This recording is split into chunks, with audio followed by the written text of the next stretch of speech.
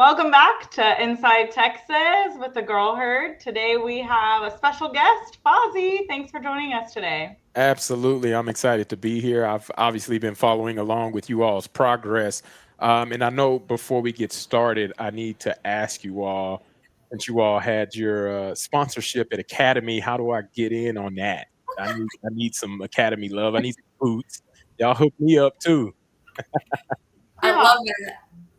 Thankfully, thanks to Inside Texas, that's through them. So we're gonna have to take it up with them. They have some mastermind in the marketing side of things that set that I one up love it. for us. But I love we'll it. I let you love it. know. Absolutely.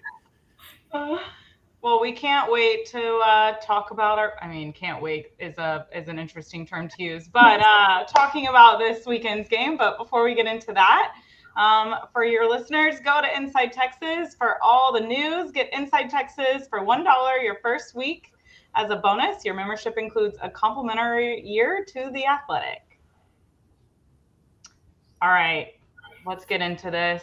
We all have different feelings, I'm sure, or the same feelings, whatever. Um, what did you guys think? Week one, man. I just think uh, it's so interesting. Like in yeah. basketball, right? You say ball don't lie, and then usually, right, the stats don't lie. But on this one, definitely did. But Fozzie, I cut you off. Go for it. No, no, no. Yeah, I was going to actually hear what you all's thought process was before I interjected. So that's excuse me on that. I actually just went back and watched the game yet again one more time just to make sure I didn't miss something from the beginning. And to your point, Michelle, the stats, they don't tell the full story. If you look at the physicality that Texas played with, they controlled the line of scrimmage offensively and defensively for a majority of the game. There were maybe a couple of plays that Ohio State got the best of Texas kind of in the backfield, but overall, Texas did what they needed to do from a standpoint of giving Arch time to throw the ball in the pocket, in a clean pocket, barring a couple of plays, creating running room for the likes of C.J. Baxter and Trey Wisner, and giving Arch some opportunities on quarterback design runs. Texas ran the ball effectively and efficiently. I think the obvious elephant in the room on the offense was kind of the inaccuracies with what we saw from the quarterback position and the timing with the receivers, and you can't have the turnovers. But overall, Texas was more physical on the defensive side of the ball. I mean, they gave up 2 touchdowns, but the first touchdown, the defense kind of shot themselves in the foot with the hands to the face penalty on third down that would have got them off the field and gave Ohio State a punt. And then a couple plays later, you have the holding call on the back end and the secondary on Jeremiah Smith, which pushes Ohio State into the red zone. And they try to hold all the way into fourth down. And ultimately, C.J. Donaldson was able to get the job done. But it was a hard fought 1 yard that he needed to get there. And then even the second touchdown, right, just get beat 101. If Colin Simmons doesn't slip, he's 101 against the tight end. He probably sacks Julian Sand on that. No telling what really happens, but that didn't happen. So I don't take anything away from Ohio State. They made the plays when they needed to be made, and they ultimately wound up with the win. But I can say this: if this is the worst that Texas will be this year, then I look for a bright future for what Texas can be. Because the moment that it clicks for Arch, and obviously he won't be playing in the shoe for the first time every single game that he approaches, that chemistry is only going to get stronger. The relationship with the offensive line and the entire identity of the offense is going to continue to change and evolve with the growth of Arch Manning. And this is really a good spot to be in because everybody feels like, the sky is falling, especially around Austin, especially people that love Arch Manning. But if this is the floor, then the ceiling must be mighty high because they clean up a couple of the plays and connect on a few passes that were kind of off target by the receiver and the quarterback. Then we're looking at a completely different ball game, and you take care of the football, then Texas probably wins that game in convincing fashion, in my opinion. Yeah, great summation. I love all of that. I thought a couple of things, the same as you, Fozzie, regarding I almost feel like the hype train needed to stop, and now everybody can focus. It's not anyone's fault. It just is what happened. And, you know, even though Arch was born into this Manning family, it's still going to like impact everyone, that pressure that loads, right? And so I think it's good that that's out the way, got the loss out of the way. We now have an expanded playoff format. And so we can really focus on everything ahead of us. And the second thing was, I'm really glad we're not LSU, y'all. Like, people don't be winning their openers like that. And I didn't realize they were on such a losing streak. Congrats to them, by the way, for beating Clemson in their opener. But I was like, you know what? We're actually not doing all that bad. We lost this one. It sucks, but we're going to be all right. Yeah, we talked, I mean, a lot about it before, you know, everyone asked our predictions and what was happening. And I just kept saying, look, like, the one thing I want to see is us not get in our own way. And as long as Arch settles in and our offense settles in, we'll be good. I have to say, like, I mean, look at our penalties, right? Like, we got in our own way, and that's did impact us, obviously. And it took Arch a little bit to settle in, but I'm with you guys. Like, if this is our worst game, this is week one. Like, we have a long way to go, and I have full faith in him behind us, right? Like, 14-7, like, you listen to those stats, and I would have never thought that would have been the score. So, you know, our defense, yeah, like, would we love to have seen a few things? Sure. But I think overall our defense did their job. Holding them to 14 points was wild. And, you know, I was happy with what special teams did as well. And I know, and I fully believe what our offense can do. We kind of got to see a little glimpse of it at the end, and it's only going to get better from there.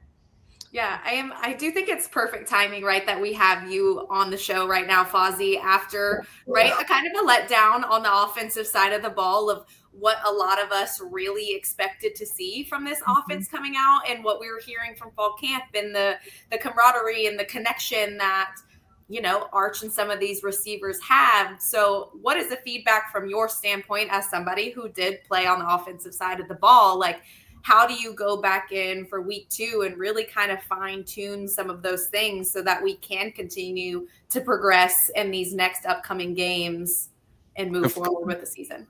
The first thing that comes to mind is what Coach Sark said, even after the game. He mentioned, like, this is a chapter. Let's wait until the entire book's finished, right? And he said that about Arch in particular, but that can also be a microcosm to what we see from the offense as a whole, right? This is a process and a journey that the offense has to go through, considering the amount of turnover that, you know, transpired in the offseason, right? You lose 2 NFL talent receivers, you lose an NFL talent tight end, you lose 4 NFL talent linemen, and you lose an NFL talent at the quarterback position. Some growing pains was expected because of what chemistry and camaraderie was there before over the past few seasons that were built up for the moments that we experienced the past few years and making it to the semifinals and back-to-back seasons. So I want to tell everybody, hold your horses, right? Don't think this season is already in the dumps because of one poor performance. And it was poor overall by a throwing metric standards. Like, if you look at the percentages of, you know, off-target throws that ESPN has thrown that stat out there, right? That's obviously not the standard that Steve Sarkisian lives up to.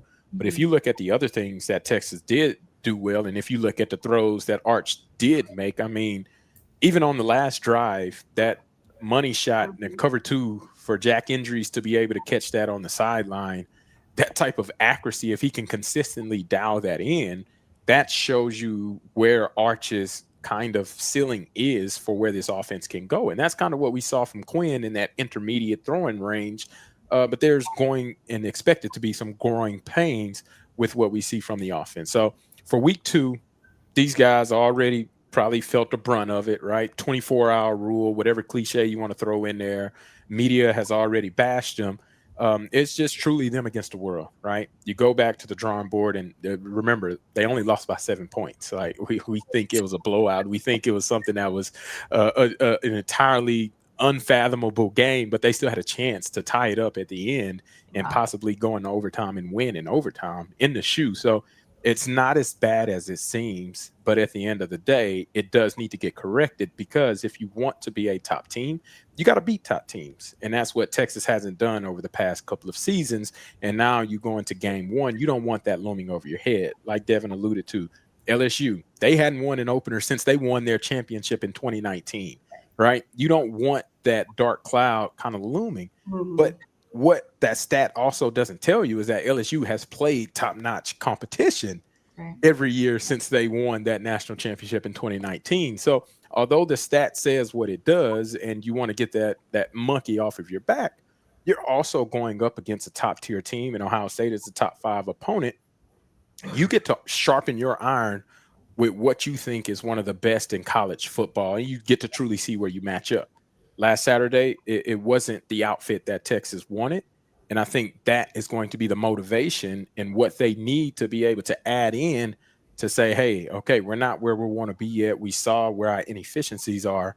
It's beautiful because now we get a chance to fix that and aren't necessarily penalized with all the goals still out in front of us. We can still go win the conference. We can still go get into the CFP. We can still go win a national championship.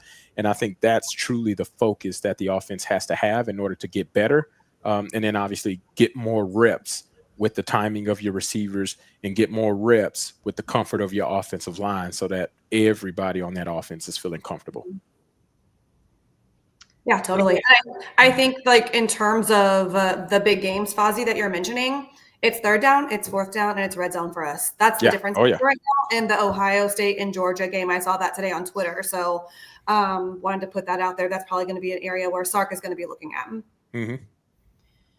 Yeah, we have a lot of football left, and hopefully we can, those are ones we want to focus on as well. Before we get into that, let's hear a word from our sponsor, Luxe Kitchen and Bath. This video is brought to you by Luxe Kitchen and Bath.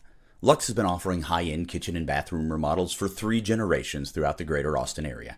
With 5-star review after 5-star review on Google and Facebook, and an A+ rating from the Better Business Bureau, you can put your faith in Luxe Kitchen and Bath's award-winning designers and skilled craftspeople to bring to life that dream vision of your special home. But that's not all. Luxe's all-star team provides full remodels, large additions, and even commercial build-outs as well. So call Luxe Kitchen and Bath at 833-358-LUXE today. Or visit luxekitchenbath.com to discover where quality meets luxury and begin the process of transforming your home. Get a free quote today by calling 833-358-LUXE. That's LUXE. Or by visiting luxekitchenbath.com. Link in the description. All right, I want to make sure we don't miss talking about, going forward, looking at, a lot of people, of course, are talking about our red zone, third and fourth, and how we're doing in those, what our percentages was of getting fourth downs and moving the ball. So definitely something that, as we look forward to the season, our fans still, of course, want to see a difference.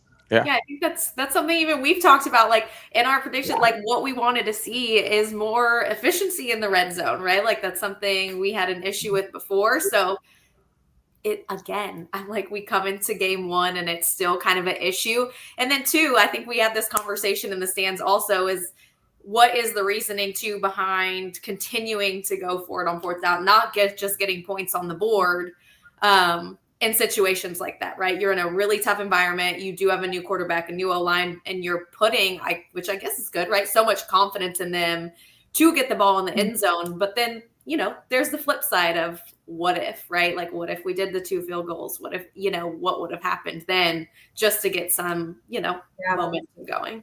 I think that was a confidence boost type situation because we did pull it on fourth down with Arch under center, really early in the game. So I think Sark was like, we've got this. And like Fozzy just mentioned, we were playing for the win down to the very last play. So we really did have it. And I don't know. I think it's obviously we haven't solved it. So even all the way up to Sark, he's probably going to be looking at it. But I'm so curious, Fozzy, in terms of just game environment. And I think this has a lot to do with Ryan Day and how he managed the game, because it was a game management situation with his new QB. I think that took us out of it. We were actually in the stadium, the 3 of us, me, Michelle, and Angie, and there were large periods of it was dead and stale in there, both sides. And it was 0-0, Then it was like 7-0. And then it was just like a long period of time of nothing. So I'm curious, as a player, what environment do you prefer? You know, we've always said we love going into enemy territory. We love being that villain.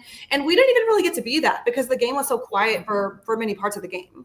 Yeah, well, ultimately, playing in DKR is the utmost ideal situation, right? You get over 100,000 fans wearing the burnt orange, and whenever that stadium is strong and full of support and rocking, I think back to 2022 when Texas played Alabama in DKR, the early kick, and you had people lined up from here to I-35 and beyond waiting to get into that stadium. And that probably was the loudest that I've ever heard that stadium be in of recent time, right? And obviously there was something on the line for that game too, and what the implications could have meant to jumpstart what Texas was trying to be in Sark's second year.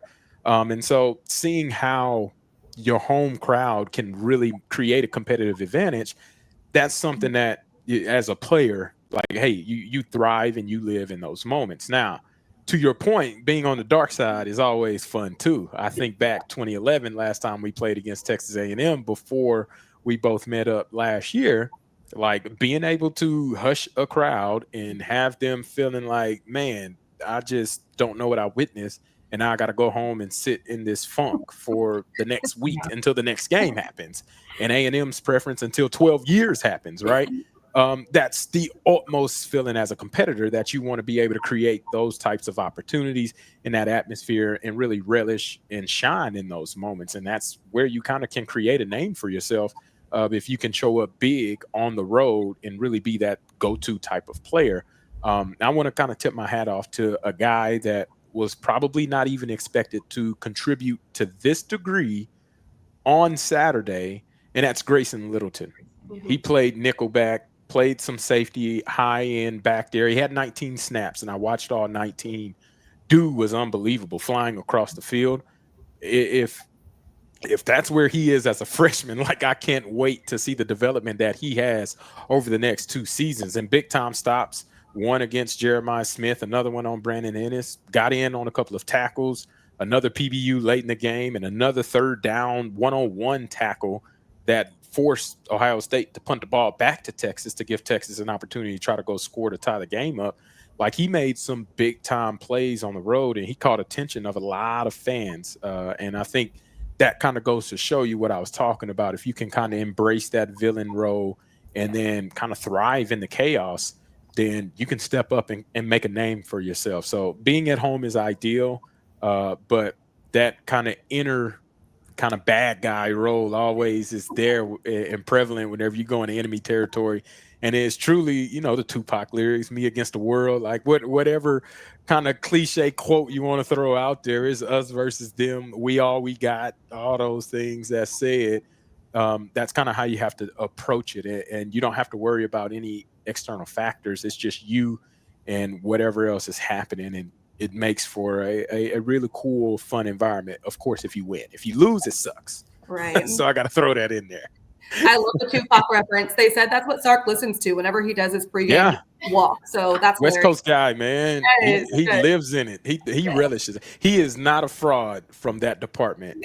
And I've heard, he showed me his playlist a couple of years ago, and I was like, okay, you're like heavy on the West Coast stuff. Like, he is not. He ain't doing no set tripping on his West Coast vibes. We need to send him we started making playlists for each week. So we need to get the Sark approval, I feel like, on the playlist. Yes. But we do have to give all the freaking flowers to the defense. They really set the offense up, put them in great positions multiple times throughout the game. And that just has to feel so nice as an offense, right? Like, yes, we understand you're still trying to figure it out. You're still trying to get in the groove and what's going to happen. But you can also rely on your defense to set you up in that positive position moving forward until you do get there. And Devin, that goes hand in hand with what you mentioned, right? Why does Sark go for it on fourth down so many times and so many opportunities? And it stresses us out as fans and people that watch it. But whenever you have a defense of the caliber that we saw on Saturday and what we've seen over the past 2 seasons as a top 10 outfit, that truly gives you the confidence to say, okay, if we don't make it, which the goal is we plan to make it, but if we don't make it, their opposing offense still has to drive 70 yards. How many teams can drive 70 yards on Texas? Hell, Ohio State finished with only 203 yards. Like, and they only got in plus territory twice. Now they scored on those 2 times, so we got to be better in that aspect. But you can't put everything on the defense and expect them to win all of the time. But if you got a defense that can do what they did, 203 yards is impeccable to hold a top 5 opponent to that type of limit on the offense for total yardage. So that's why Sark can do the things that he does offensively from an aggressive standpoint, because the defense allows him to have that sense of security blanket. It was like, man, we didn't get it, but I have that security blanket on the back end of these guys. They're going to go out there and they're going to make it right. Either it's going to be 3 plays and then the ball's getting punted right back to us and we should have better field position, or maybe the opposing team gets a first down and then they'll punt it back to us after that. Like, that's typically what happens with Texas and the teams that we face. So I think that kind of plays a part of the complementary aspect of football. And Sark even mentioned that, right, in his press conference. Got to be more complementary with the way that they play, and that's for all 3 phases. And once they figure that out, you know, the offense is kind of slower to getting to the party. But once the offense arrives, this outfit is going to be very special, and I can't wait to see what they look like whenever they are clicking on all cylinders, because they liable to blow literally every opponent out of the water. Yeah, I mean, I loved getting to see Andrees, you know, do the catch he did. Livingstone, like, we had some expectations of them, but like they delivered. Obviously, you know, we know more, Wingo, Wisner, et cetera. Like, and you as a former running back, of course, you know, we got into our running game and did pretty well with that for a bit in the game too. So we have lots of weapons. I'm excited for them to settle in and get to use those in the season to come. Absolutely. Let me hit on that too, because since we're talking about it, right? The run game, most important position is the running back on the football field, right? We just only talking about the best of the best. Trey Wisner, CJ Baxter. It's so good to see CJ Baxter out there playing again. So right? good, yeah. He was flying around. It didn't have a care in the world. Looked like his knee was completely healthy. That's always what you have to fight, you know, going through knee injuries myself. That mental component of being confident in the cuts that you make, being confident in the reads that you have, and then being confident taking a hit, right? He hasn't been hit too often since his injury, and going out there and playing the way that he did along with Trey Wisner, that 1-2 combination punch, I think will be special truly over the course of the season. I mean, rushing for over 170 yards against a defense that barely allowed 100 yards rushing last year. Like, that's impressive to kind of state your claim of this is how the season will start off. And if this is one of the top programs and we get 170 yards on the ground, averaging over 4 yards a pop, like, it's only going to continue to go up from there as well. So I'm excited in the utilization of what those 2 backs can be, as well as the implementation of where we saw some QB run in there with Arch Manning, which Texas hasn't necessarily utilized over the past 3 years because that wasn't kind of Quinn's expertise or area of athleticism that Sark wanted to highlight. But whenever you put Arch in there and you got to account for that additional runner, that creates additional lanes for those guys to be able to make some room and hit a couple of extra yards, because the defense got to, you know, account for one additional runner. And so I do believe that will only benefit this team, and those 2 running backs in particular will be able to enjoy the fruits of having a dual threat quarterback, as well as some of the other guys who we'll probably see over the next couple of weeks, as the competition won't be as stiff as it is that we saw last weekend in Ohio State. Yeah. The dual threat, it's inevitable, right? Like, we're coming. And I think that it makes me laugh because I sent an Arch quote to Michelle and Angie today, and Arch is hilarious to me, but he said, oh yeah, like, it was beginning to be the end of the game, and I realized I got to start making some plays. And he's like, I need to. But he's right in many ways. And I think being a young quarterback and in that moment, he was trying to do the right things versus just be more free and loosen up a bit in the game, which was also causing him, I think, in his progressions to choose the wrong receiver because there were some that were open. And it's just making the right decision. And guess what? With the reps and the time and the relationships with the receivers that we talked about earlier in the show, it's all going to be put together nicely by the time playoffs come around. Absolutely. I couldn't agree with you more. I think to your point, and it's funny you said that because I text Lowell Galindo, who I partnered with in Longhorn Network for years, and he was my partner in the broadcast booth a season ago. I text him was like, "Hey, once Arch just go plays, he's going to be a different player. He's like you mentioned, he wants to do everything correctly. He wants to do all the things that he was taught by Steve Sarkisian because obviously Sark knows what it takes to win and win in these types of games and environments. Once he's comfortable with that and he kind of lets go of the reins and he starts being his comfortable self, then we're going to see those kind of off schedule plays that he's already made. And I mean, he had the first down run against Ohio State, which was an off schedule play. It just, hey, just go get it, right? Against Georgia, even last year, Georgia at home. It wasn't too many bright spots offensively, but Arch came in, felt pressure, got up in the pocket and got, I want to say, like a 17-yard gain just from an off schedule play as well. And those types of plays are what kind of separates just a regular Joe Smo versus the guys that are elite. You go back and look at Colt McCoy. You see him, and I always think of the Fiesta Bowl game in particular. He gets out and spin moves on Malcolm Jenkins, who was a first-round draft pick, goes in and score. And, like, that was not the designated play that he was supposed to run, but he made a play happen. And probably the most iconic play in recent Texas football history, Vince Young, 4th and 5. The Rose Bowl, right? That was a pass play. And nobody open. See ya. VY, take off, go use your athleticism and go win the game. And those are the types of plays that we can expect Arch to grow into. But Colt didn't do that his first year starting, not to that degree. VY didn't do that his first year starting, not to that degree. He still has to get comfortable and then progress into that type of player. And it takes me back to that first quote that Sark said, right? Hey, this is only a chapter. Let's finish the entire book before we begin to judge it by its cover. So I'm excited to continue to see that development play out and him to let loose and really be himself and not try to be perfect, right? It's okay. You're going to make mistakes. Just go ball. Yeah, his natural instinct is great. Like we saw that last year, times that he came in the game. And I think he has so much now on his shoulders of getting back to that confidence of really trusting like what his gut is and being that dual threat. Like I think of Josh Allen, right?